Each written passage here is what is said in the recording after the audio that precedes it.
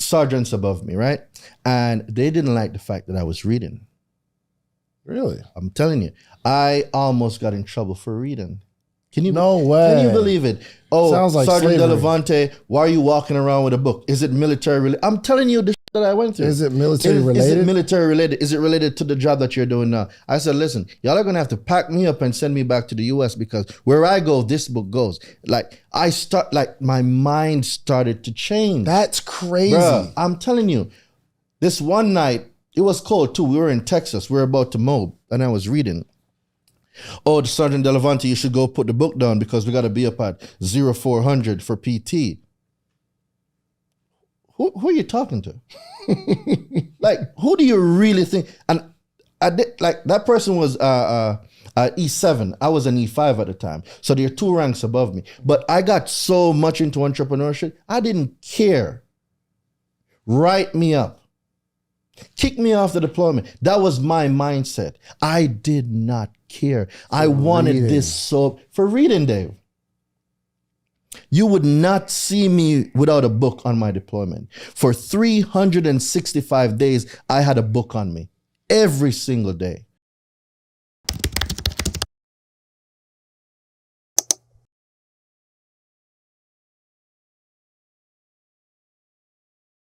All right, welcome to another edition of the Social Proof Podcast, where we find dope people that did dope stuff. We are talking about consumer law. So before we start, okay, there's some people online that when you get too much into the play, or I don't know how I feel about it. So we can get on where we're talking about certain loopholes.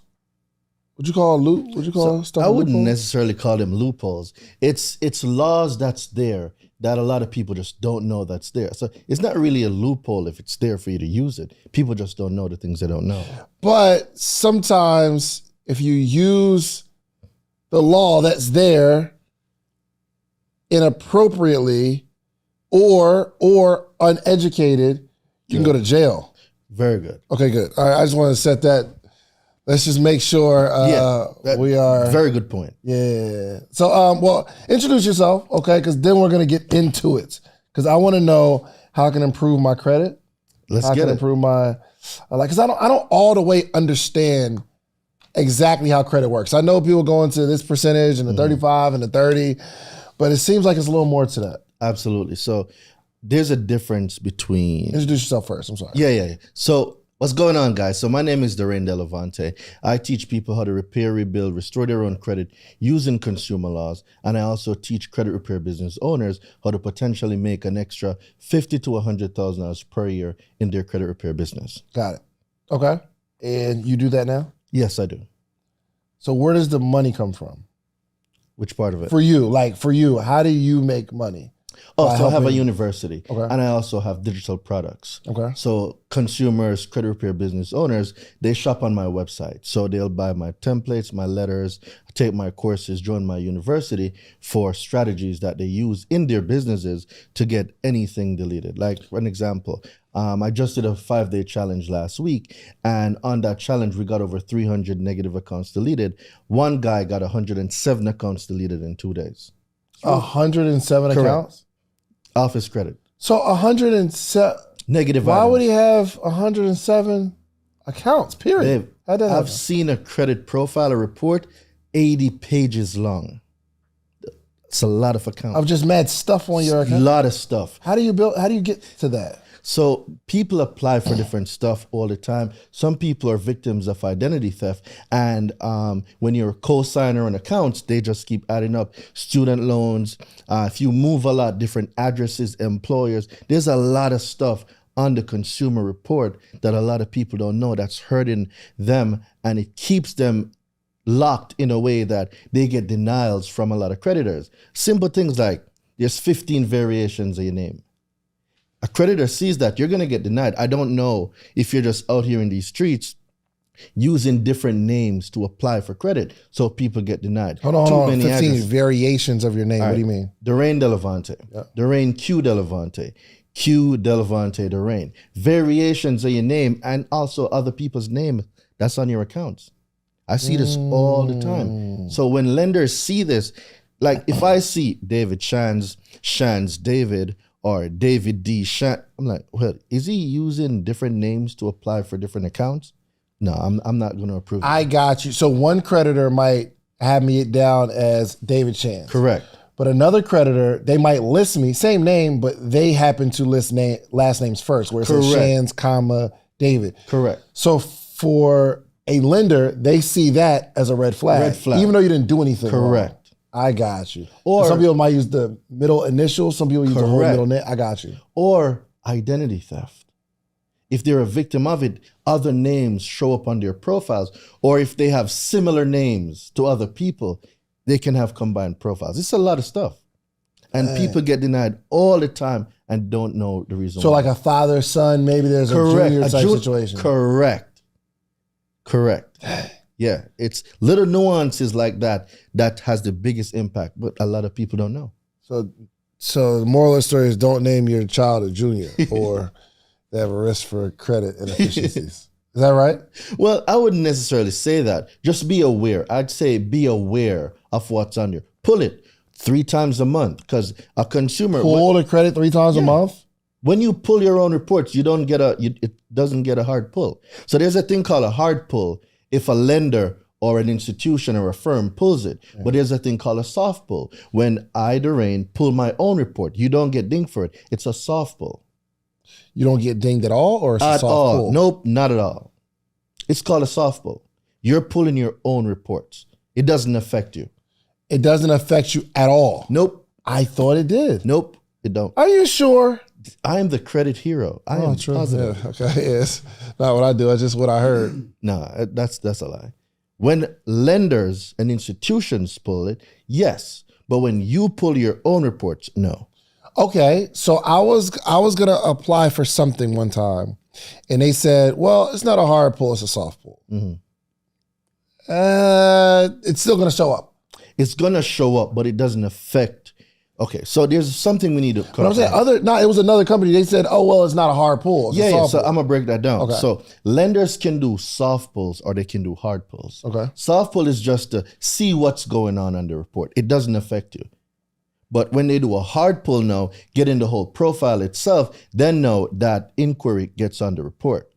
Okay. But what we need to comprehend first is that there's a difference between the factors of FICO and your consumer report. They are not the same things, and we believe that they are. So we think that payment history, utilization, length of credit history, mixture of credit, and new credit affects the consumer report when it doesn't. The consumer report is independent of the factors of FICO. Your consumer report does not need a FICO. Your FICO score cannot exist without your consumer report. Okay, explain the difference. Okay, so you know what? Let me go to the law and let me read the definition because that will clear up a lot of things. So for everybody that's listening right now, you're going to go to 15 USC 1681. 15 USC 1681. What is that? The Fair Credit Reporting Act. Okay. It's the law that governs what gets reported or how it gets reported on the consumer report. Okay. So when you go there, you're going to go to 15 USC 1681A under definitions, rules of construct. So when you're there, you're going to scroll down to number 2, right?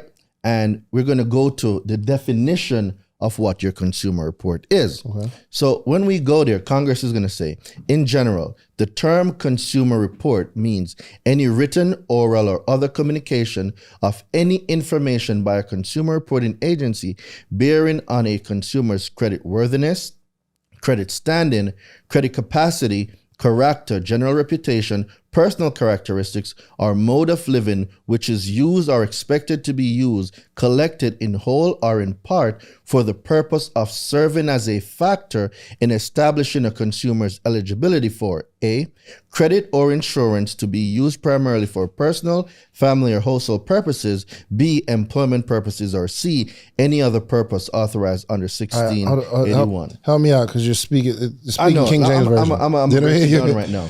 I mean, at any point, like the King James Version. I just don't.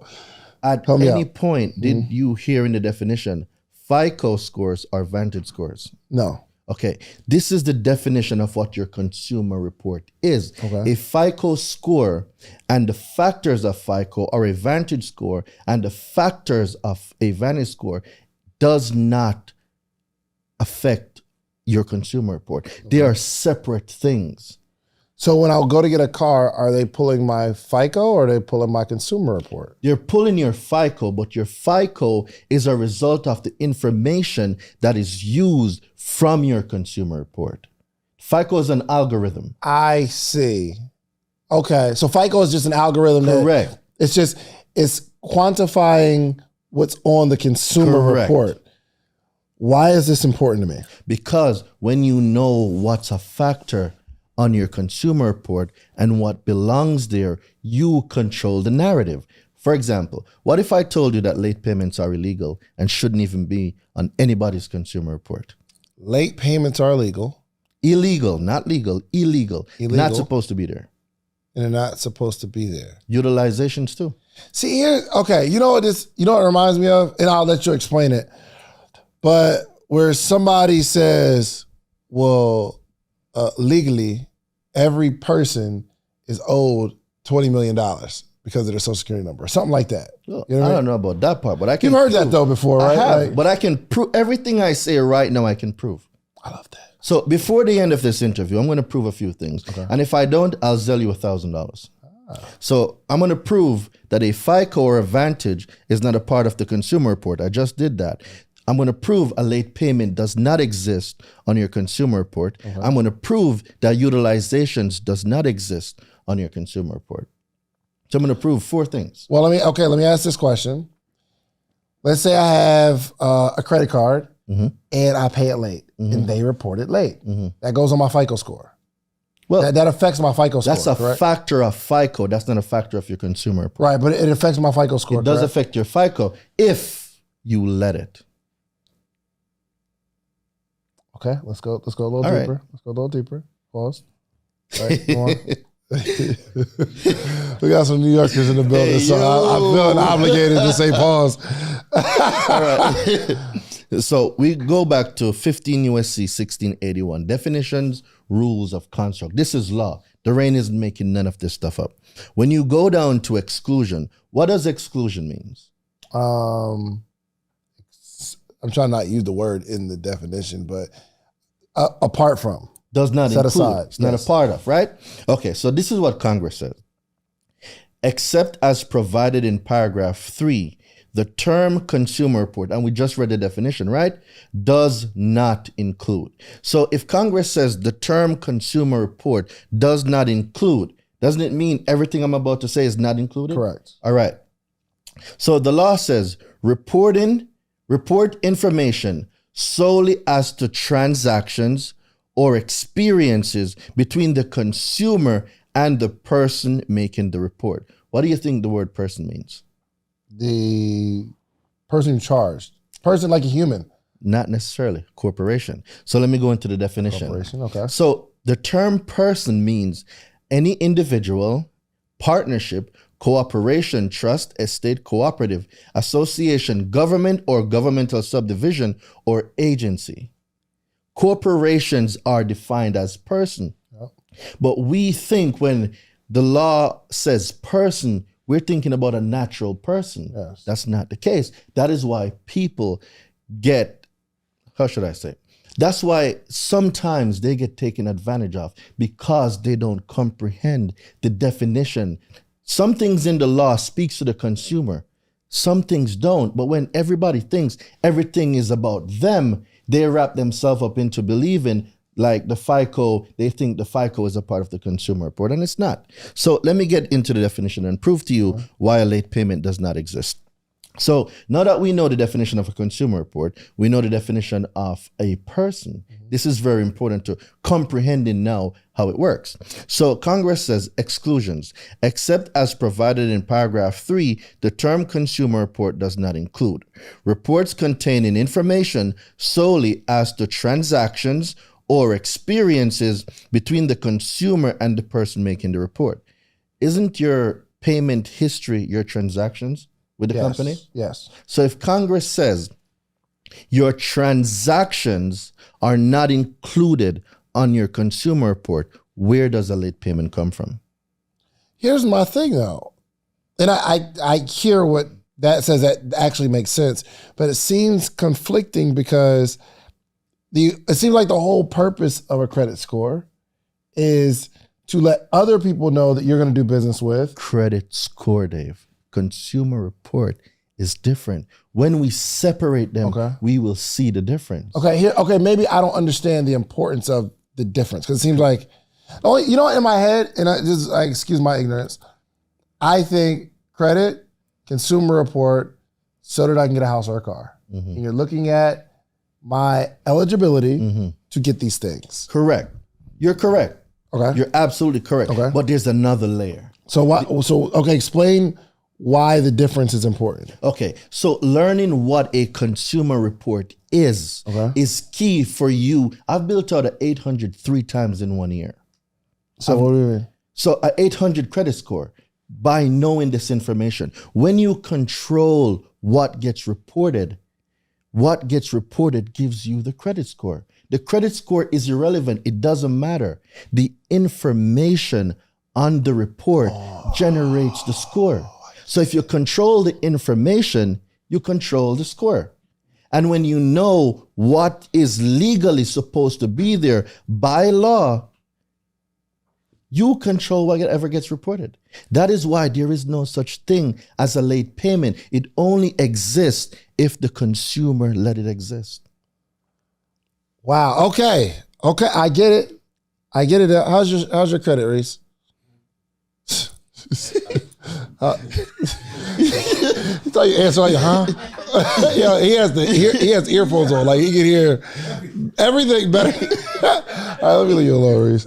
All right, cool. So, 7:30. Oh, good. Okay, all right, 7:30. It's not bad. That's lit, right? It's not bad. It's not bad at all. Not amazing. Well, he's in the top 10%. A lot of people spend time in the 600s. So to get it over to 700 is a big jump for a lot of people, especially 730, 740. It's a big accomplishment. Yeah, sounds like Reese being fiscally responsible. I rather hang out in the 800, but it's because I know how to do it. It's just for cloud. Like there's no real difference between a 780 and an 800. Like there's no, the number is the difference, but you still get the same thing. Gotcha. Okay. All right. So how do we control this narrative? By learning definitions. So what I teach, and you asked earlier, what I teach in the university is how to use consumer laws to basically delete anything from your report. So I told you the example of charge-offs. I think we got 30 charge-offs deleted last week. We got one guy got 107 accounts deleted. We got bankruptcy. And we said 107 accounts. This is inquiry, old names, paid off stuff, student loans. Names. Okay. We got about 60 student loans deleted last week from the consumer report. It's one of the easiest things to get rid of. But people... Hold on. 60 student loan... 60 accounts. Hold on. So, hear me out, okay? I have a student loan, and I might owe like 30-something thousand. Are you saying all the duplicates and stuff you got taken off, or you got that 30,000, the money? Very good question. So let me explain this. So not because an account gets deleted from your consumer report, it doesn't mean that you have the obligation or the alleged obligation. There is no law that says anything have to get reported on your consumer report. And right now, if I evaluate your situation with a student loan, I can tell that you probably didn't get 3 disclosures that you're supposed to get, and not getting those disclosures, you can now use that to opt out of having those student loans reported, deleting them completely from your consumer report. So I still owe the money. It's just you still owe it, but it's now you're talking about just controlling what gets reported. Control the narrative. Man. I like that. It's lit. So what's the point? Okay, so let's say, for instance, I owe some money to student loan. I owe it. And I'm not paying it, and there's a bunch of latenesses. You can use the law to have it not report on your consumer report. 100%. Because no transaction between me and a company has to be reported. So you Correct. get it taken off. There's no law. But that I says still that. owe the money. Correct. What is their ramification? I use that word right? What does ramification mean? It sounds like it fits there. What is the ramification? Yes, it is. I think you could. I think it's situational. What is the ramification of me not paying? Because it seems like the only reason I pay my bill is because I don't want to get it reported. Correct. And that's the leverage. They use the ignorance of fear. Like they use fear, false evidence appearing real. They use fear of, oh, we're going to put it on the report.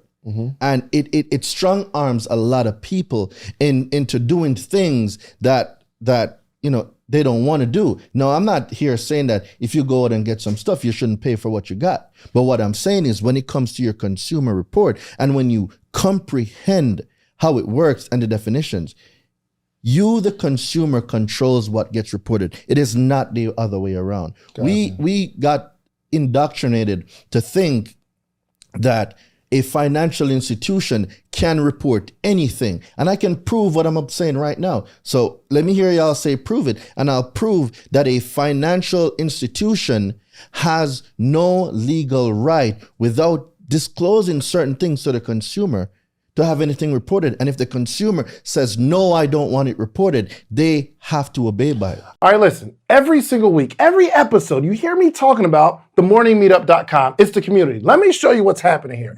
Every single morning, Monday through Friday, there's 400 plus people on a Zoom call, right? We're learning, we're talking, we're growing together, and this is you. There's all these people here. It's all these people in the morning meetup. Hundreds of people reading books, growing. We get together quarterly. It's amazing. And for some reason, you just keep looking at, just go to themorningmeetup.com and get in the circle. And then you'll be like way happier. Just themorningmeetup.com. Let's get back to the episode. Oh, so we're banking on a misstep, pretty much. Correct. So if a company gives me these 3 disclosures and I sign them that says, if you don't pay, I will reflect this on your credit report, right? If I sign that, then there's nothing you can do about that. That's not necessarily all the way true. The other part is Congress also gives you, the consumer, the right to opt out of having your information reported. But Say even prove it. after you Say sign Say prove it. prove it. I'm glad you asked, Dave. Shouts out to you running this interview. This is good.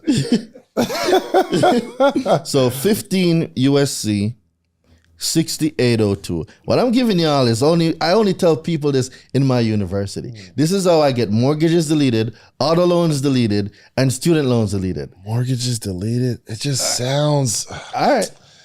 Remember, Dave, when you delete it from the consumer report. Okay, so what you're saying is not deleted in terms of my obligation to pay. Exactly. We're But just deleted into the report. We're taking it off the report. This makes sense. This makes sense. Yeah, this makes sense. My team, if you're watching this, do not be upset with me. So we're not saying that we don't owe the money. We're not saying that. I will never tell anyone to lie. What we're using is straight laws to get any account deleted. Straight laws. My team's gonna be upset, Dave. I like it. So I was just talking to my boy, and remember yesterday's conversation, we're using any names, where you were saying that there was a person and a company that split ways, but the person, they agreed that they wouldn't talk bad about the person why they split ways, right? Mm-hmm. And now one of the people are going to sue this other person because the one ex-employer told another potential employer that it was a bad situation. So what's happening here in relation to what you're saying is, like, we have a contract that says you can't say this about me. You can't report this to anyone else, right? And this is like the same with the consumer law. The company can't just put it on there without my My Written permission. Written permission. It's called permissible purpose. 15 USC 1681B2.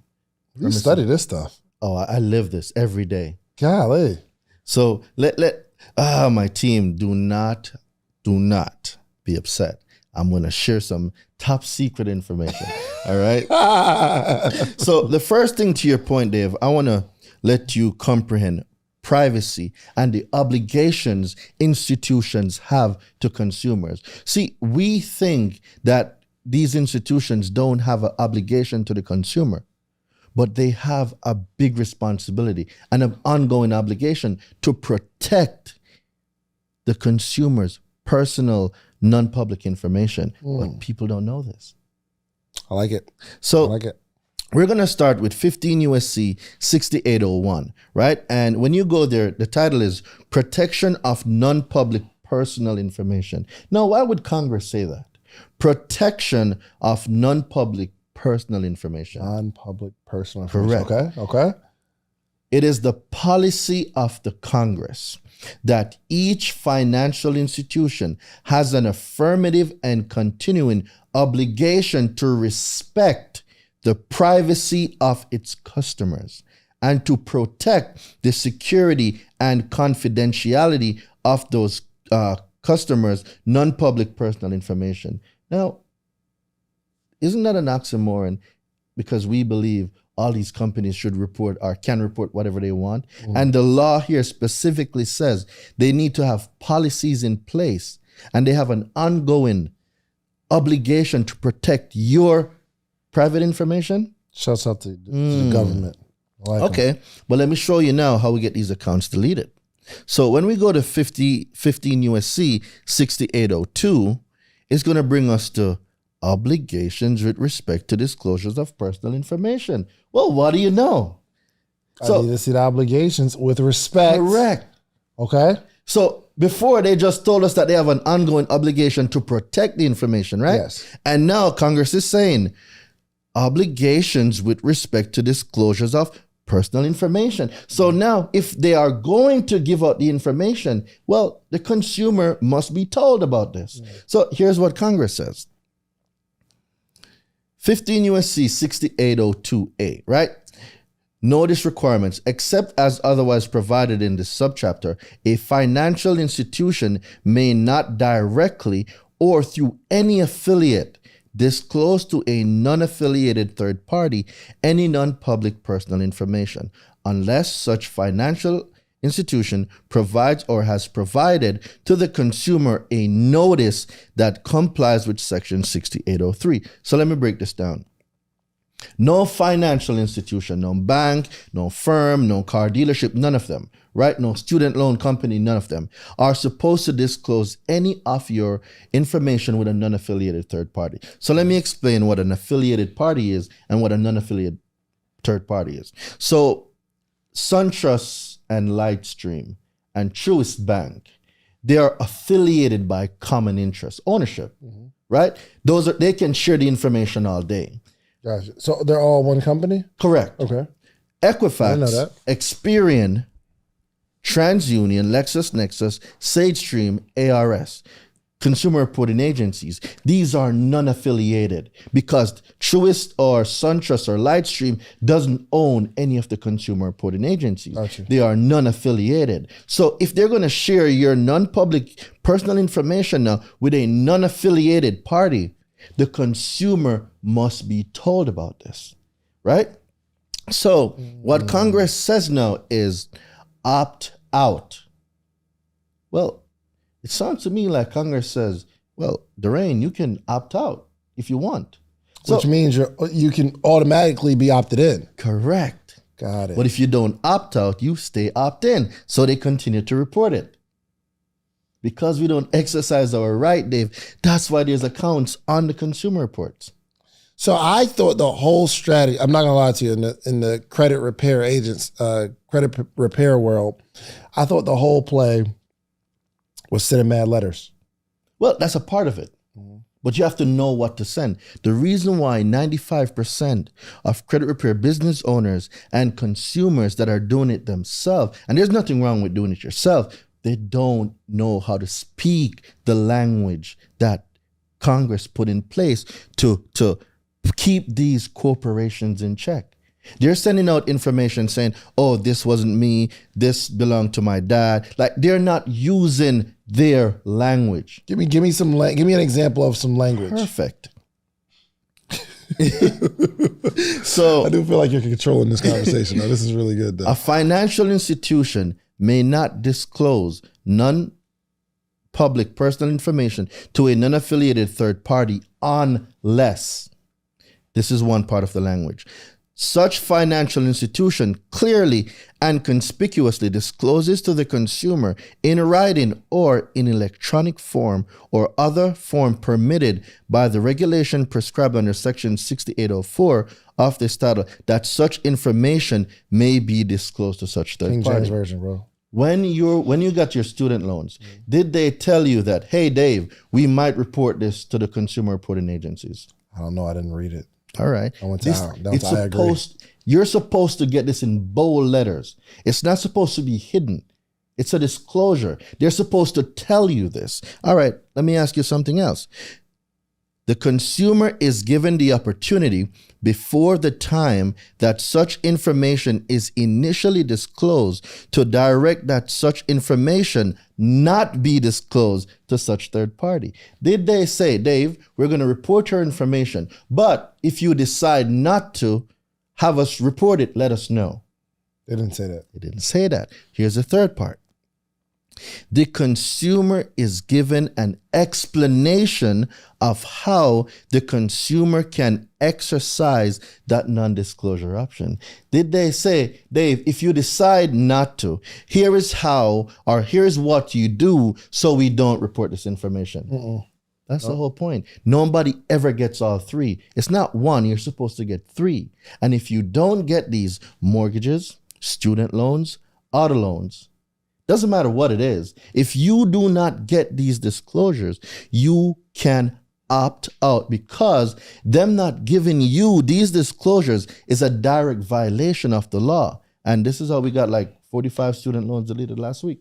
Listen, if I was going to teach you how to make $1 million, would you give me 10,000? Like if I had a course teach you how to make $1 million a year positive, you're going to make $1 million, would you give me 10,000? Of course you would. It's no brainer, right? So in a calendar year, we make 7 figures with the podcast. But there's 21 things that I extracted from that you're going to need to launch your podcast. But I only got time to give you 3 right now. One is you need a distribution platform. The distribution platform is what you upload your podcast to. That platform sends it to Spotify, Apple, Google Play, so that your supporters can actually listen to your podcast. You're also going to need a microphone. You need a really good microphone so it's crispy audio. And 3, you need an income strategy. This is not necessarily a hobby, unless you're going to make it a hobby. But I can teach you how I made the 7 figures with these 21 things. Now, the good news is you don't have to give me 10,000. My ebook is only $37, okay? So listen, go to podcastebook.com and get the 21 things that you need. And I can explain it in detail, all the things that you need, okay? Podcastebook.com. Let's get to the episode. Sally Mae, listen to me. It's over. Okay, this whole relationship is over. You bamboozled me. You didn't tell me. I was a young kid. Play some music in the back. I was a kid. First off, how you learn all this stuff? Well, Where are you from? I'm Jamaican. And You from Jamaica? Yes, I am. I moved here in 2010. I was going to med school and I decided that I'm just leaving Jamaica and I'm coming to the US. You were going to med school? Correct. University Jamaica? of West Indies. Correct. Oh, so you were in Jamaica for how long? I lived there my entire life until I was 20. Because you know there's a lot of Jamaicans, I'm only but they're 32, not you from know. Jamaica. You know what I mean? They're just I'm a real island boy. Real island boy. what's those 2 kids? Island boy. Oh, that's crazy. I'm a real island boy. So what was life like in Jamaica? So you guys are blessed here. So let me make sure y'all know this. Guys are blessed here. There is no credit in Jamaica. It's either you got your money or you don't. This building wealth off of credit doesn't really exist outside the United States. Really? Oh, best believe it. You guys here have Hold on. y'all Hold don't know how on. blessed y'all are, man. Y'all don't know. Hold on. You said building wealth off of credit because that's what a lot of people do. They leverage. You said that doesn't exist in other countries? Nope. Predominantly America? America is probably the #1 country in the world you can Be born with nothing, leverage credit, and become a millionaire like in a month. I'm telling you, it doesn't Is exist. that why we're in such a bad financial? That sounds like a bad model. Well, Our whole country is built off of credit? well, full faith and credit of the American people. America is a corporation. It's not a country. It is a federal corporation. I mean, it's still a country. But Well, if you think it is, it's a business that's run off of credit. hey, So when I got here, I was telling, like, they told me no for everything. Couldn't get a car, couldn't get a house, no apartment, nothing. And I'm like, I have the money. We don't need money. You don't have any credit. What is credit? What do you mean, what is credit? We don't have this credit stuff in Jamaica. So I was being told no everywhere. And then I'm like, I'm a man, like, can't even get a cell phone. I had to go, you know, those corner stores, those electronic stores? I had to go to one, save up $400 and go buy an unlocked phone because I couldn't get approved for a regular phone. I had no credit. credit. Nothing. But Nada. Jamaica, if I go over there, like, y'all want that house, I have the cash. Here, take it. Take the money. Yeah, you buy your stuff with cash over there. Over here, it's different. There's no credit cards in Jamaica? They're credit cards, but the credit system isn't like the one here. Oh, so the success of you obtaining things Correct. isn't predicated on No. your credit score. Got it. There is no, I have no money, but I have excellent credit. Come give me a few $100,000. No, Hey. no. So all those businesses, well, maybe not all, but a lot of businesses in Jamaica were started just from the ground. Like, I got a Ground couple up. dollars, I'm gonna put this in here, Ground grow up. it, grow it, grow it. Sweat, blood, and tears, ground up. Okay, so you come here, how old were you? 20. That were was 20 in years old. 2010. Gotcha. You were 20. Mhm. You get over here. Why'd you come? Land of opportunity. Why would I not come? Yeah. So So I'm saying, what were some of the driving factors of, were you always thinking, man, I gotta get to America? in the beginning, no, but then I got approved for a school work and travel program, and the first place I went to was New Hampshire, quite the opposite of Jamaica. Oh, for sure. Quite the boy, quite the opposite.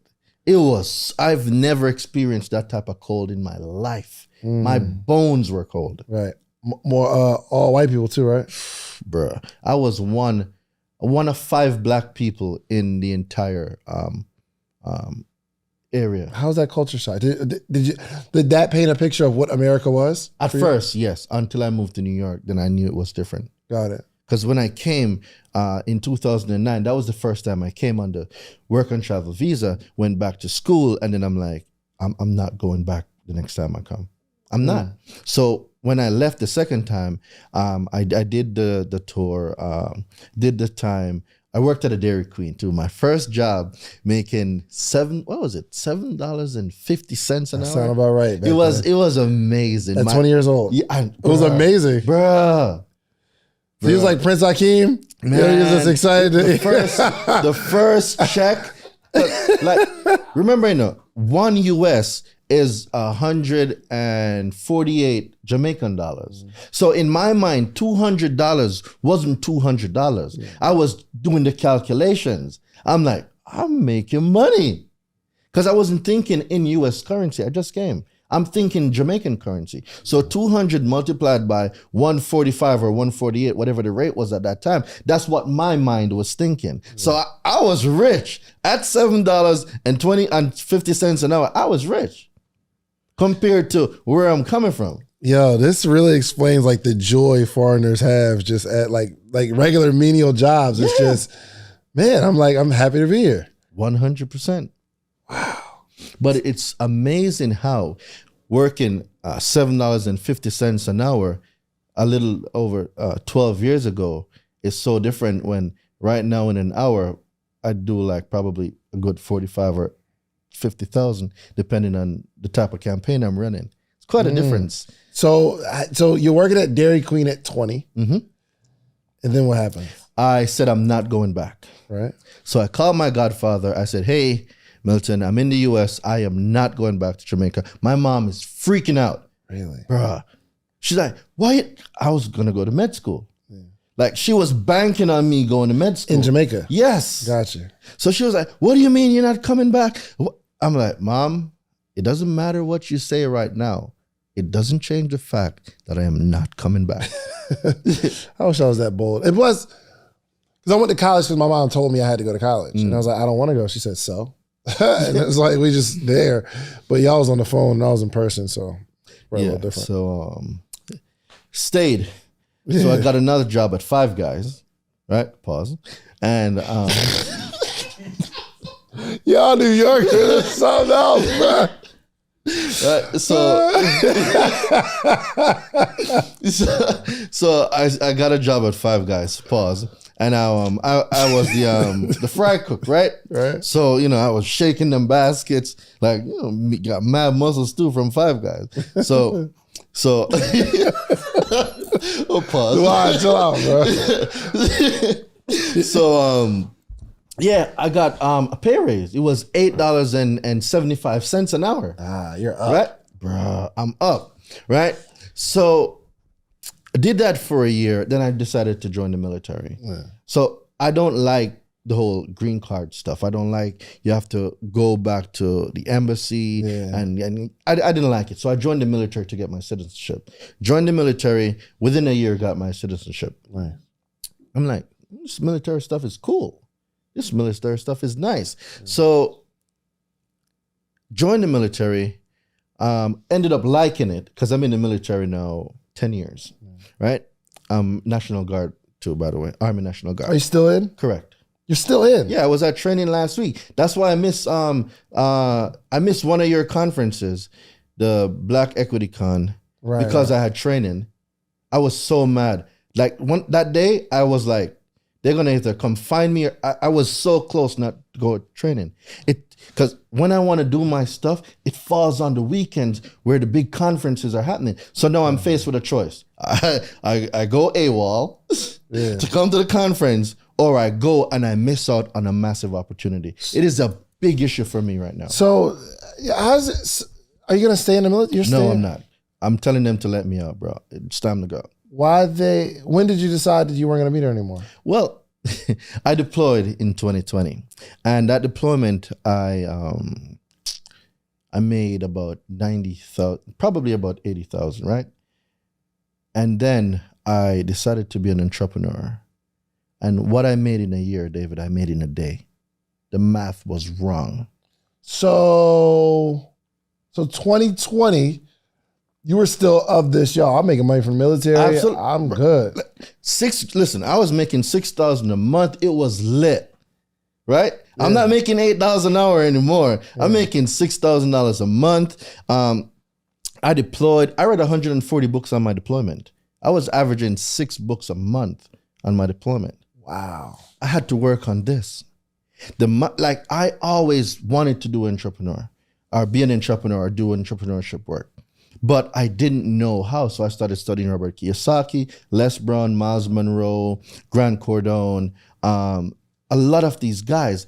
And I'm like, yo, why didn't anybody tell me about all of this stuff? So I started consuming. I'm talking about books, David. Like I'm having like boxes of books shipped to Kuwait from the US. My first 800, I built it in Kuwait. I wasn't even in the country when I built up my first 800 credit score. So when I hear people with all the excuses of why they have bad credit and the stuff don't work, it doesn't faze me. I'm very sorry. I'm empathetic that you have it, but it's the excuses that we tell ourselves don't give us results. So I went and I read 140 books. I'm not telling nobody to go and do this, but there's a shift that had to happen here.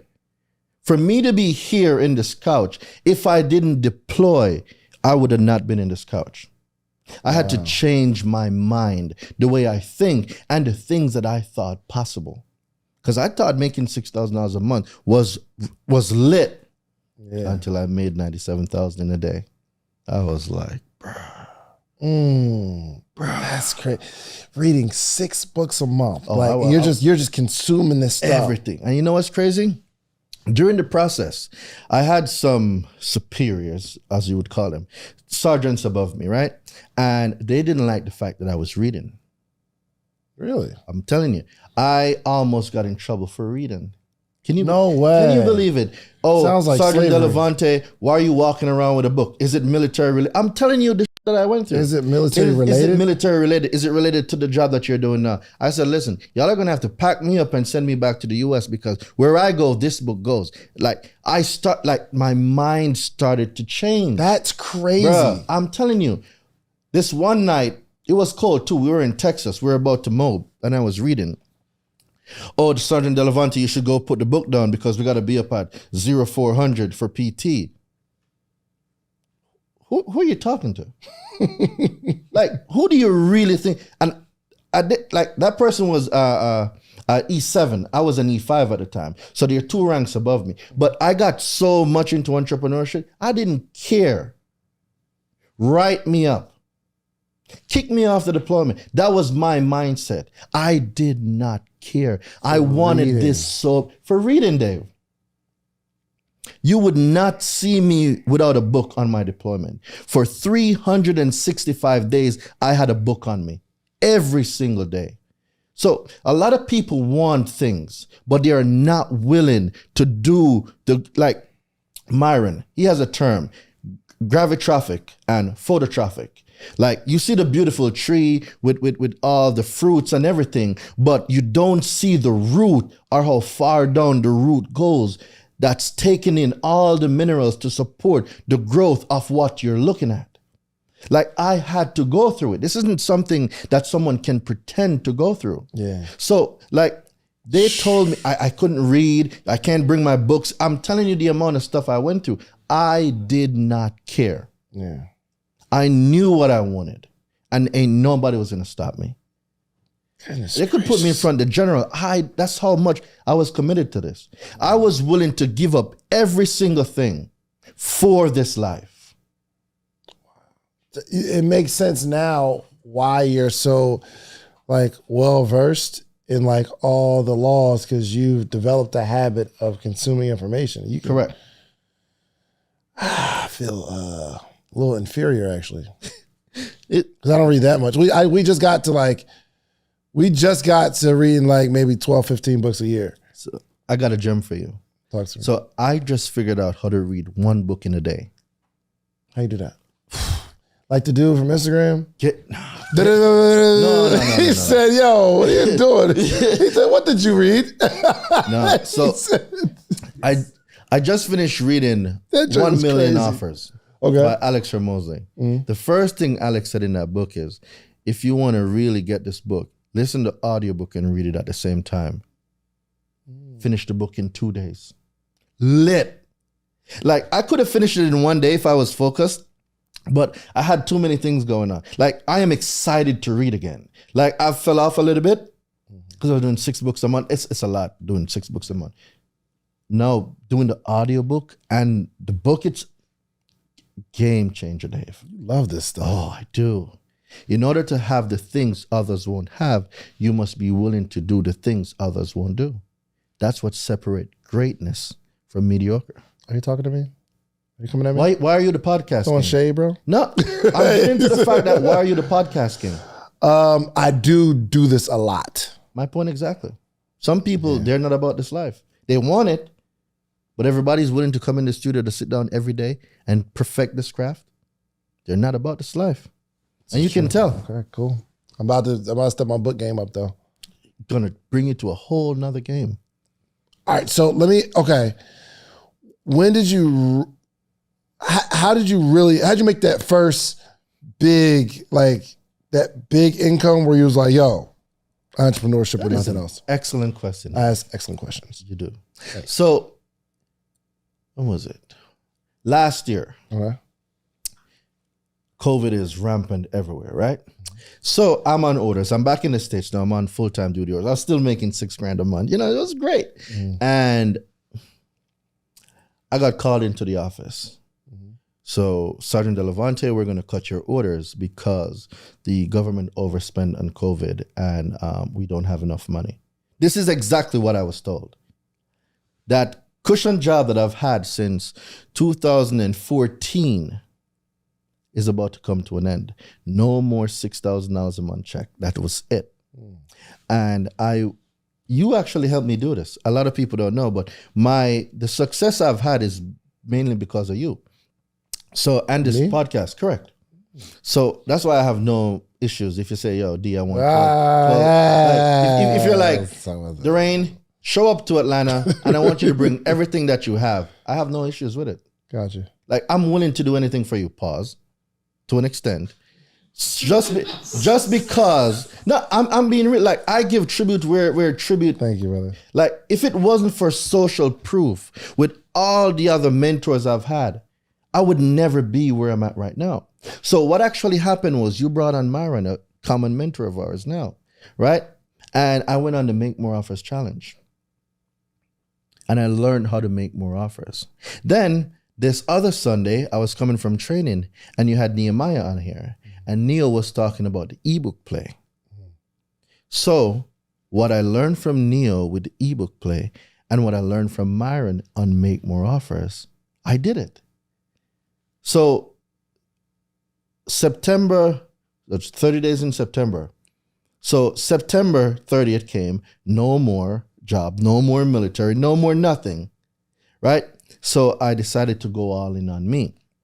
So what I did. What you mean no more military? Because you're still in active duty. Oh, so there's two components. Right. There's active and then reserve. Yeah. I was active reserve, meaning I was reserve, but I was on active duty orders. Now I'm just reserve. There's no bi-weekly checks from the military. Oh, but every now and again you just got to go to the training. To drill, correct, once a month and get that done. So when I was forced into entrepreneurship, I ran the play that Neil gave. He broke it down that Sunday, like I heard, and I've heard the play before, but I tell people all the time, like, when it's your message, it is your message. That Sunday driving from training, I watched the podcast twice and I heard I've never heard nothing so clear in my life. I ran the play, Dave, and I made $97,000. Amazing. And then I was like, this is more than what I was deployed a whole year making. And that's when I become mentally unemployable. Okay, explain exactly what you did to make the $97,000. So, because they might not have seen the episode. Got you. So a friend of mine, Marvin Francois, he if Marvin keeps up what he's doing, no shadow of a doubt, he'll be as good as you are. But he's in the credit space. So he's more around credit, his show. And for 3 months, I chased Marvin down. I'm like, yo, I need you to interview me. And he was like, nah, bro, like my channel isn't about that. I'm like, yo, I've seen the vision. And you know when you see something, but you really got to show people the vision. So I said, Marvin, just interview me. I'll take care of the rest. All you got to do is interview me. So for 3 months, I'm chasing this dude. And then I'm like, bruh. And then he's like, all right. I'm like, yo, I got this. All you got to do is show up. Just show up. I'll take care of everything. He showed up. We did the first interview. Right now, it's probably at 140,000 views. Oh, wow. I'm still getting paid off that interview to today. And that was done a year ago. Gotcha. That ebook play, to date, now I think we've done over $250,000 off of a $47 ebook. Lit. But you got to explain exactly what you did because they didn't see the episode. They don't understand what the play is. Okay, got you. So, and I got something special for you too. So what that is basically you give tremendous value. You want to impact people's life. You want to change people's life. So a lot of people try to do this stuff without no real value behind it. People need actual things that work. So I was able at the time I had a ebook. It was like $147, but I decided to give it to his audience for $47. And people use that to start repairing, rebuilding, and restoring their own credit. So people started getting results and they're like, yo, Daraine, the stuff is working. Oh my God, this bankruptcy that I had, it's finally got like you'd be surprised the stuff people are struggling with. So people got results from what I wrote in the ebook. And it was a no-brainer. So they got it for $47 and then they're like, yo, I have to tap in with you. So most of them now, they joined my program. They started cleaning their whole reports. They started making their own credit repair businesses. And then I started coaching them. Gotcha. Real people, real results. That actually started a business. But none of that wouldn't have been possible if I wasn't consuming social proof content. Wow. I appreciate it. Yeah, I appreciate you. No, I This is appreciate really good. you. I learned a lot about credit and consumer and the difference. So we can control the narrative. We can control our score. 100%. So so your particular business is not that you're fixing people's credit. You're teaching them how to fix their own I credit. don't like to give people fishes. It's one of my things. If you give a man a fish, he eats for the day. But what happens when you teach a man how to fish? Fish for a lifestyle. 100%. I do not believe. No, I heard the first person I heard with it was Robert Kiyosaki. Right. Using it. Yeah, that was a good position. But you never even fix people's. I used to, bruh. The night I stopped when I mailed out 500 letters. Remember, when you do credit repair, there's 3 big consumer reporting agencies: TransUnion, Equifax, and Experian.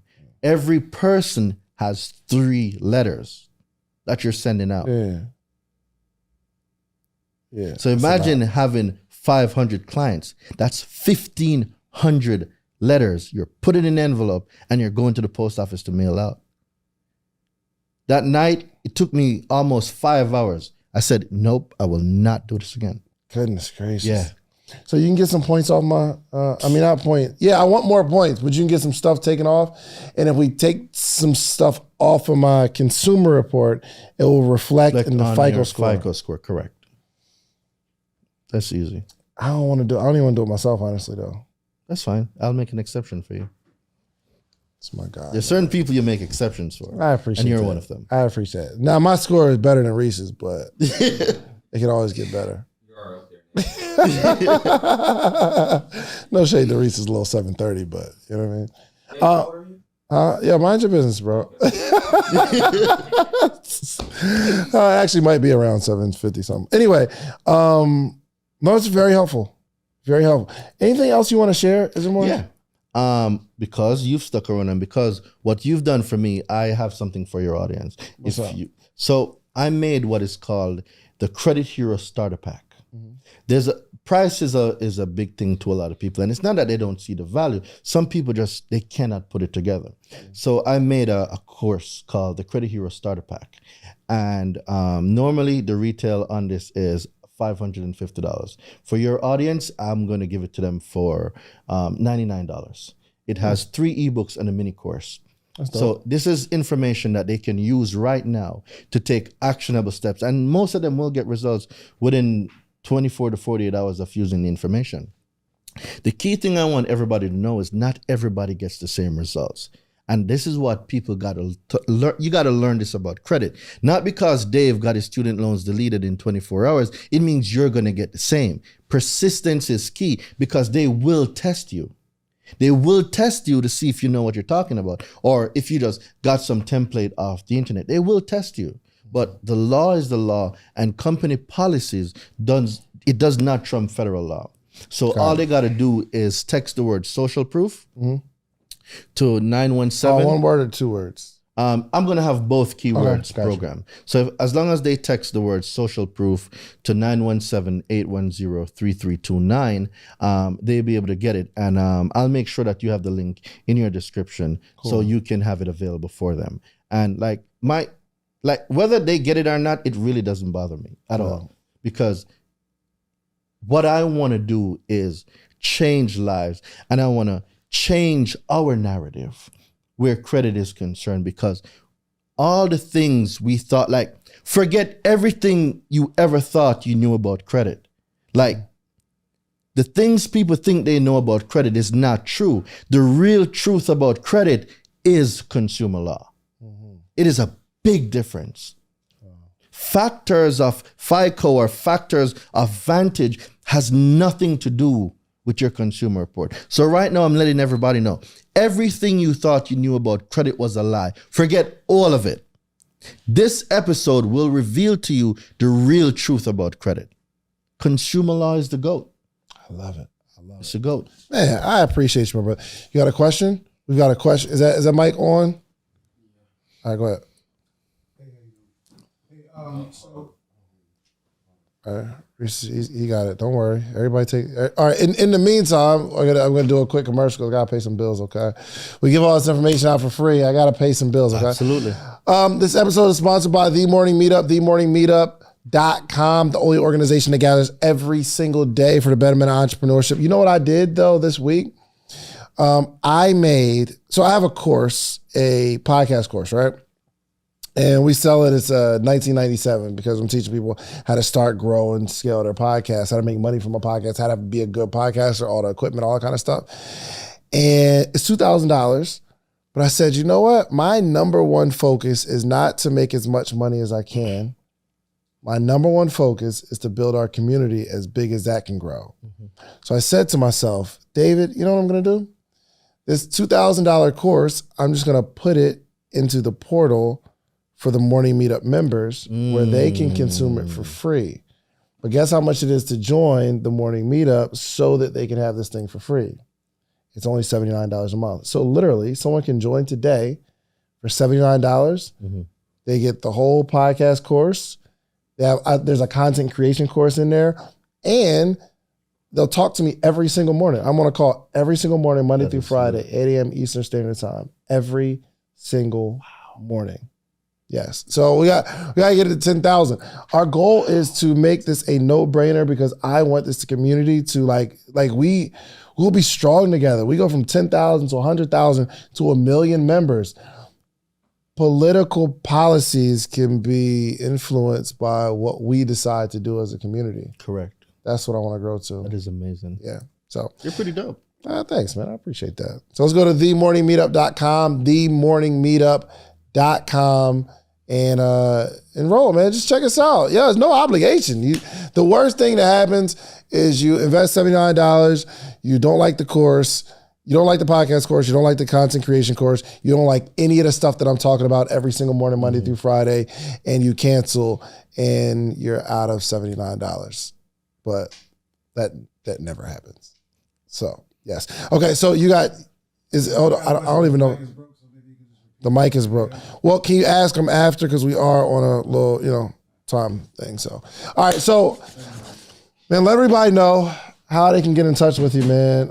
And then you got to close out with a word of wisdom. But I do want to say thank you because I had the wrong idea about what credit is. But you are very not. You know what? Why I'm so excited. Because you're well-read and you study your stuff. That's very rare. That is very, very rare. So, thank you so much. No, absolutely. Let everybody know how to find you, how to follow you, and close out with a word of wisdom. All right. So on Instagram, you can find me at The Credit Hero. So that's THE_credit_hero. On Facebook, Darain Delevante. My YouTube channel is lit. All consumer law stuff. Darain Delevante. And just invest in you, man. Just invest in you. And what you said earlier, I know we're short for time, but what you just gave out just now, Dave, that's a no-brainer to be a part of the Morning Meetup. And I didn't want to interrupt you, but you're getting a whole podcast content creation course for joining the Morning Meetup. 100%. That's a no-brainer. Right. And for anybody that's aspiring, to do the things that they want to do in the content creation world and in the podcast arena, I think the best person to learn from is somebody that's already doing it at a high level, because I believe one intelligent person can teach another intelligent person how to do the thing that intelligent person knows how to do. This is very true. It makes sense. But you know what, Dave? A lot of people too, they sit on their hands and they don't take action. But you see, the universe rewards action takers because success has a need for speed. That's a fact. And first mover's advantage. The people that will act on that offer, you will see in a year from now, they will not be the same person. Yeah. And I'm a proof of your content, living proof of a year ago compared to now. Yes, sir. So I say this to you because I've been where you are.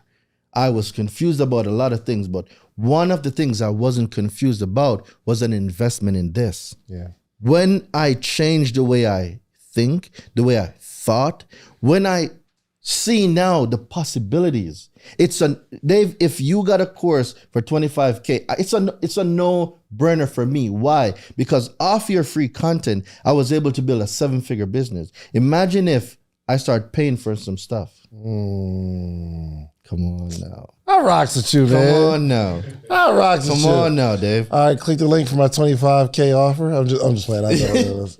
But yeah, thank you so much, brother. I appreciate you, man. Makes sense. Yo, keep educating people, man. Absolutely. Keep educating. Good, man. Listen, we can't close it out no better than that, man. Do yourself a favor. Go get you some social proof, man, and go build something. Facts. Go build something. Read 6 books a month. Read 1 book a month. Read 2 books a month. Like, do something extraordinary. But then you got to gather all the information, gather all the receipts that you've collected, and then come back to your community and teach your community what you know. That's the only way our community grows. All right? Like, subscribe. Please share this episode with somebody. We're out. Peace.